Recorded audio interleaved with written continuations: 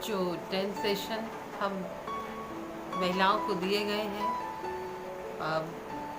विश्व महिला दिवस के उपलक्ष्य में, तो मैं कुछ लाइनें यहाँ पे पढ़ना चाहूँगी जो कि बाइबिल में औरतों का दर्जा, बाइबिल में किस प्रकार से औरतों को दर्जा दिया गया है, उस विषय में मैं कुछ लाइनें पढ़ना चाहूँगी। अगर आदम का अकेला रहना खुदा को भाया होता, अगर आदम का अकेला रहना खुदा को भाया होता, तो खुदा ने कभी हवा को ना बनाया होता।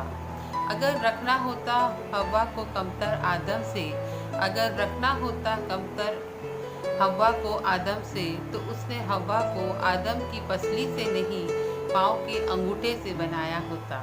अगर देना ना होता इज्जत का दर्जा औरतों को, अगर देना ना होता इज्जत का दर्जा औरतों को, तो सारा को बुढ़ापे में माँ ना बनाया होता।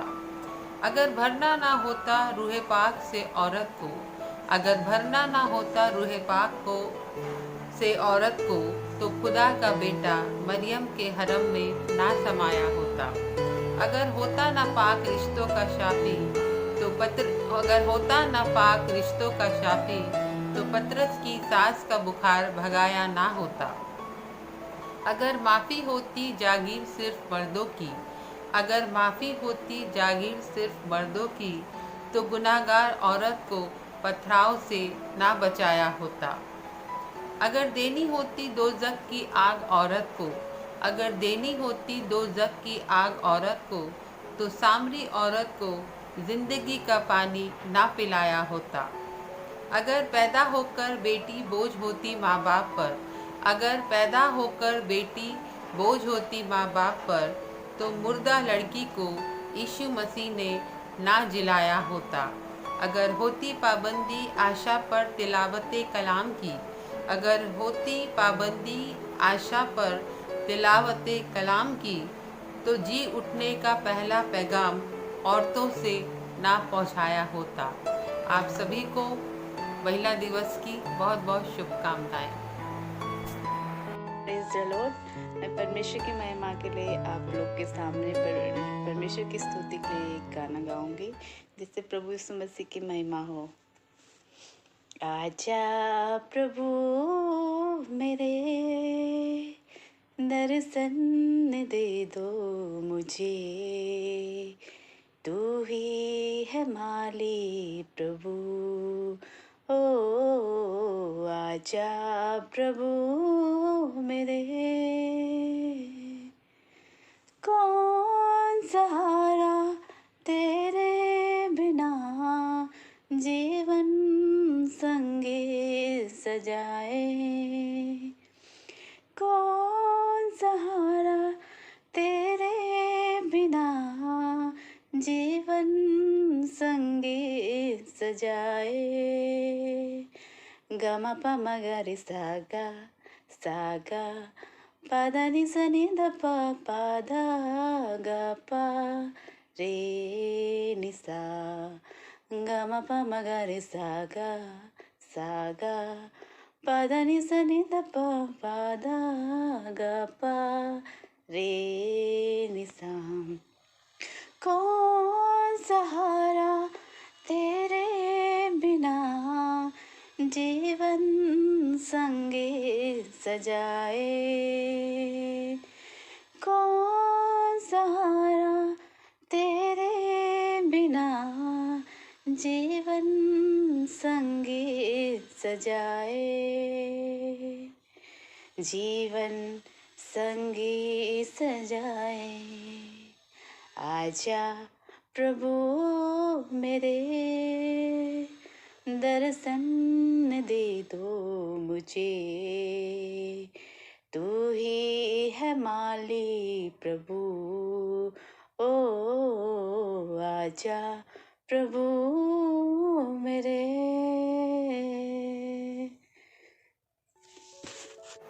आप सभी को प्रभु यीशु मसीह के पवित्र सामर्थी नाम में सलाम कहती हूँ।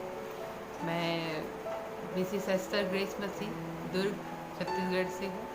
मैं इस समय के लिए परमेश्वर पिता का धन्यवाद देती हूँ कि उसने फिर एक बार मौका दिया कि मैं आप लोग के बीच में आ सकूं। मैं साथ ही साथ भाई अमितेश का, बहन महिमा का और भाई पारितोष का भी धन्यवाद देना चाहती हूँ। इस समय जब हम लेंट्स पीरियड में चल रहे हैं और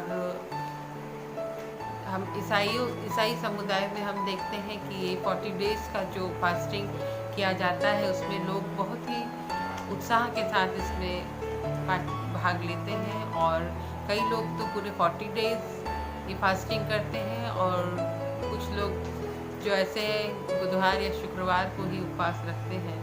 और अच्छी बात है उपवास रखना। उपवास रखने से हम परमेश्वर के और निकट आते हैं। उस समय हम और दिनों की अपेक्षा अधिक बाइबल पढ़ते हैं, प्रार्थना करते हैं और ये एक बहुत अच्छी बात है।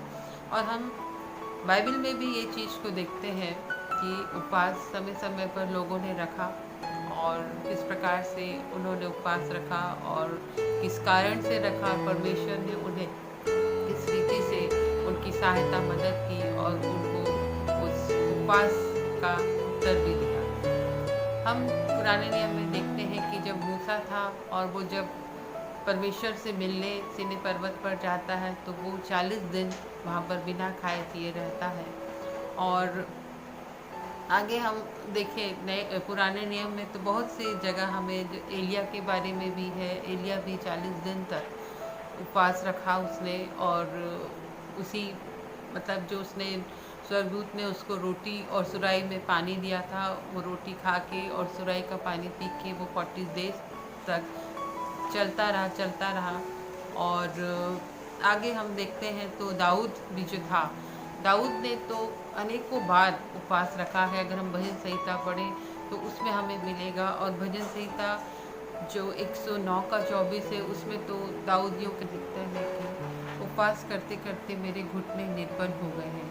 अर्थात दाऊद भी कई बार उपवास किया है। और हम देखते हैं आहाब जो था, जब उसको परमेश्वर ने कहा कि जहाँ नाबोत का लहू बहा है, वहाँ जहाँ कुत्ते उसका लहू चाटे वहाँ भी तेरा भी वही लहू कुत्ते चाटेंगे। ऐसा जब आहाब को पता चलता तो आहाब भी पश्चाताप करता है उपवास के साथ। तो बहुत सी जगह उपवास का वर्णन है। नए नियम में योएल भविष्यवक्ता ने भी कहा है उपवास का दिन ठहराओ। और नए नियम में हम देखते हैं कि स्वयं प्रभु यीशु मसीह ने 40 डेज़ का फास्ट रखा। और जो लूका में हम एक हन्ना भविष्यवक्तिन के बारे में पढ़ते हैं जो फनूएल की बेटी थी, जो 84 वर्ष तक से विधवा थी। वो भी जो मंदिर में रहती है वो भी जो थी वो भी उपवास और प्रार्थना करती रहती थी और उपासना करती रहती थी। तो इस प्रकार से हम देखते हैं कि जो उपवास के विषय में बाइबल में बहुत सी जगहों में हमें मिलता है। हम कुछ एक जो उपवास है उनके जिन्होंने उपवास रखा उनके बारे में हम थोड़ा सा देख लेंगे।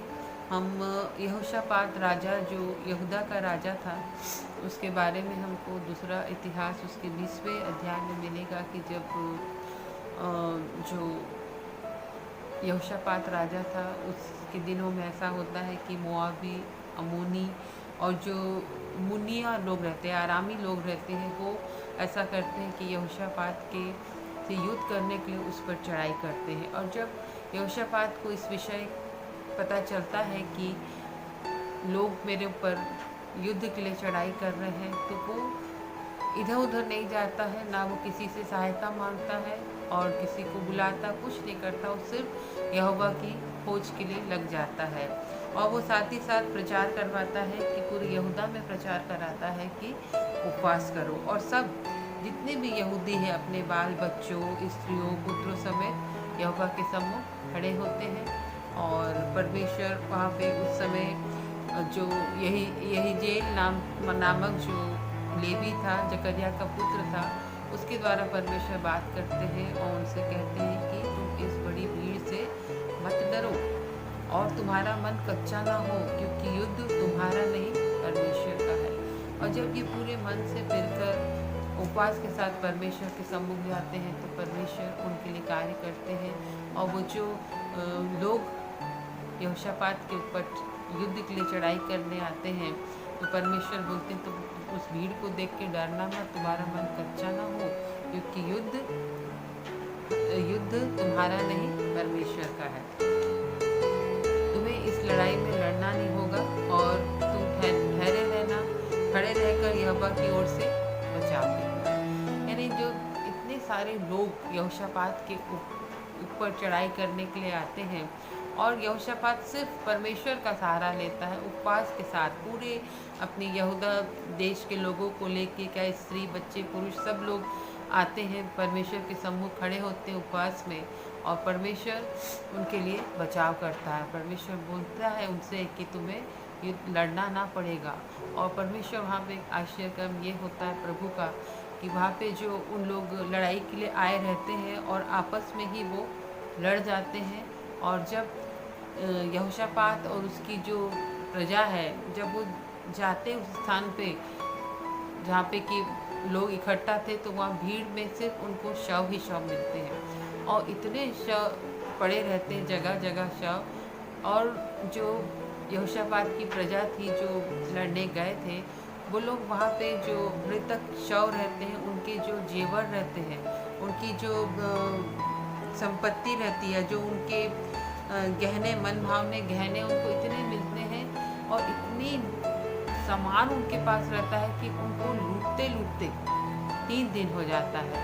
और कहाँ पर वो लोग जो है राजा यहोशापात के ऊपर चढ़ाई करने आते हैं, परंतु वो किस प्रकार से आपस में लड़ के मर जाते हैं, उनके वो नहीं मिलते परंतु उनके शव वहाँ पे लोगों को मिलते हैं।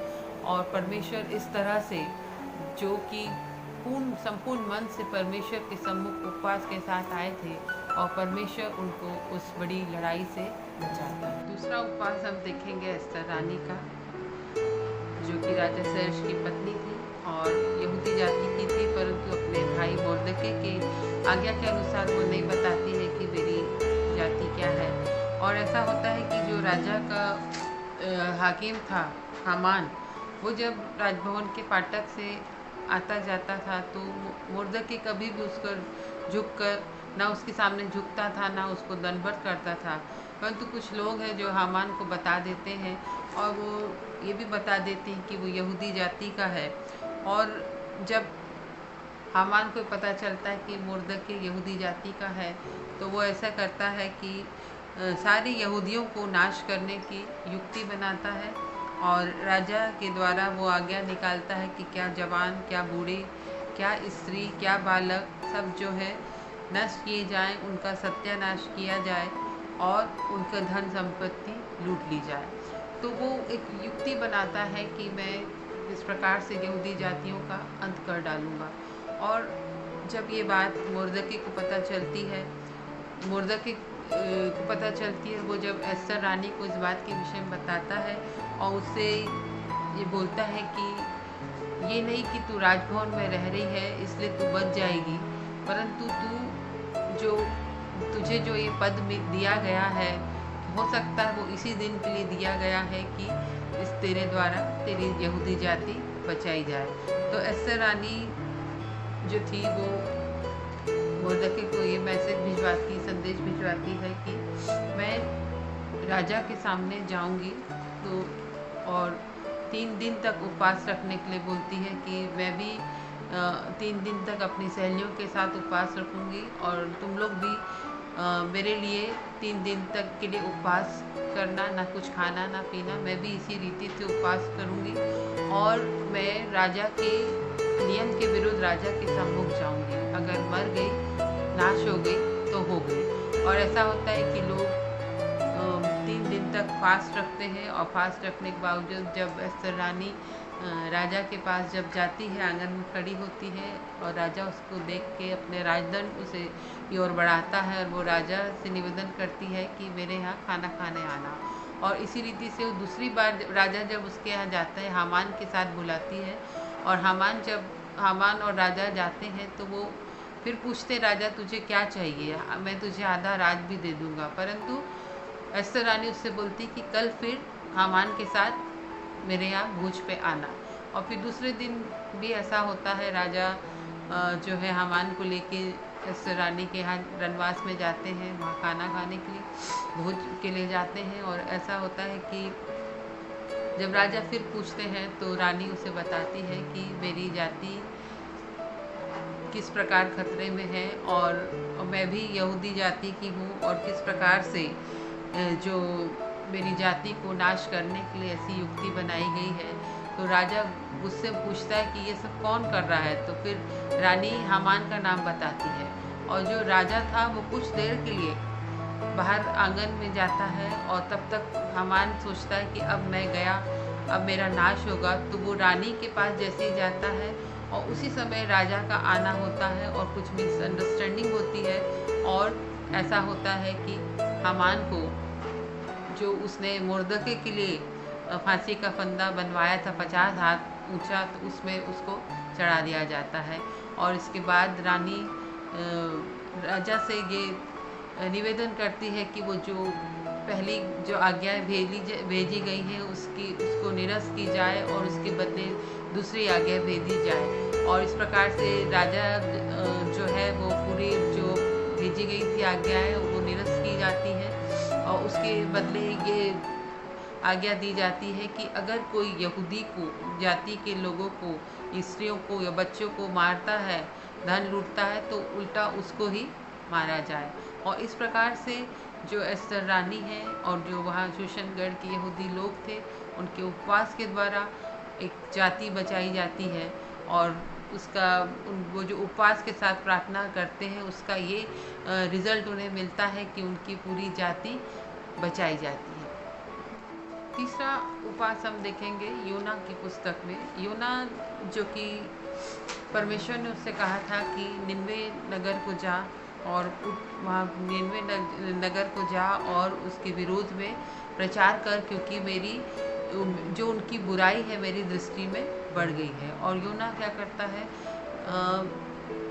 निनवे जाने की जगह तर्शीश चला जाता है और हम जानते हैं कि किस रीति से वो वहाँ पे निनवे उसको आना पड़ता है। और जिस जहाज में यात्रा कर रहा था और समुद्र में बहुत तूफान आता है, आंधी आती है और इतना सब होता है। उसके बाद फाइनली ये होता है कि उन लोग योना को उठाकर समुद्र में फेंक देते हैं और एक बड़ी मछली आकर योना को अपने खा लेती है, पेट में ले लेती है और 3 दिन तक योना उसके पेट में रहता है और तीसरे दिन वो मछली जाके उसको किनारे में छोड़ देती है जो कि निनवे नगर के पास था। और वो जब प्रचार निनवे नगर 3 दिन के रास्ते से चल के जाता है और पूरे जो निनवे नगर में वो प्रचार करता है कि परमेश्वर ने उसे भेजा था कि बता निनवे नगर को कि किस प्रकार इनकी बुराई बढ़ गई है और मैं निनवे नगर को नाश करने पर हूँ। परंतु जब जो योना ये सब बातें वहाँ बोलता है तो वहाँ के लोग अपना मन फिराते हैं और हर बड़ा छोटा जो है वो यहाँ तक कि वो पशुओं को भी उपवास में रखते हैं, उनको भी खाना नहीं देते हैं, वो भी उनके जो पशु हैं वो भी खाते पीते नहीं हैं और सब के सब लोग उपवास रखते हैं परमेश्वर के सम्मुख। और वहाँ का राजा भी जो था वो अपना राजकीय वस्त्र उतार के उपवास का टाट ओढ़ लेता है और वो लोग परमेश्वर से विनती करते हैं, परमेश्वर से अपनी माफ़ी मांगते हैं, अपना मन फिराव करते हैं और परमेश्वर ऐसा करते हैं कि वो अपना जो परमेश्वर का इरादा था कि मैं निनवे नगर को नाश कर दूंगा और फिर उनके उपवास को देखकर परमेश्वर पिता अपने इस निर्णय को बदलते हैं और जो निनवे नगर का नाश नहीं करते हैं। और हम देखते हैं कि निनवे नगर भी जो है वो उपवास के द्वारा बचाया गया। तो पहला जो हमने देखा था कि राजा यहोशापात के लिए, तो उसने उपवास इसलिए रखा था, उसने अपने उपवास रखा था अपने देश को बचाने के लिए। और जो एस्तर रानी ने जो उपवास रखा था उसने अपनी जाति को बचाने के लिए ये उपवास रखा था।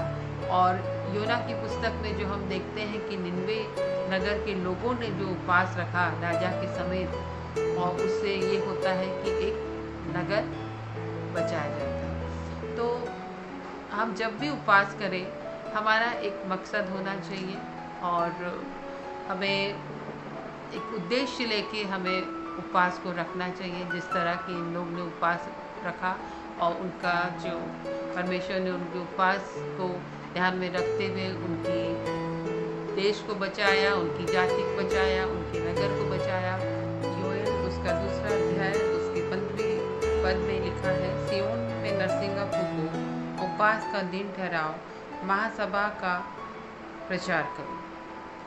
तो हमें भी अब ये समय आ गया है कि हम भी जो हम उपवास करते हैं उसमें हम ये उद्देश्य से करें कि हम भी अपनी जाति के लिए करें। हमारी जाति जो कहीं कहीं बहुत सताव होता है, बहुत परेशानियां होती हैं, कई परेशानियों को लोग झेलते हैं जो ईसाई हैं वो लोग, और बहुत ही जो सताव बढ़ता जा रहा है।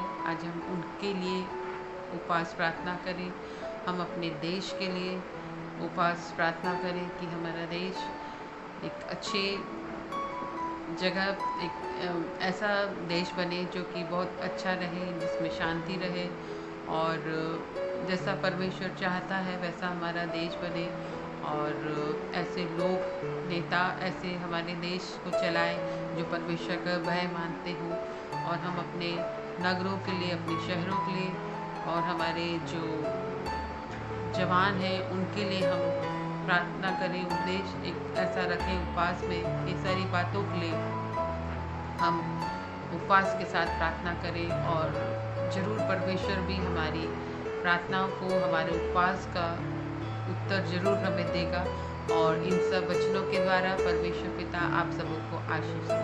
धन्यवाद।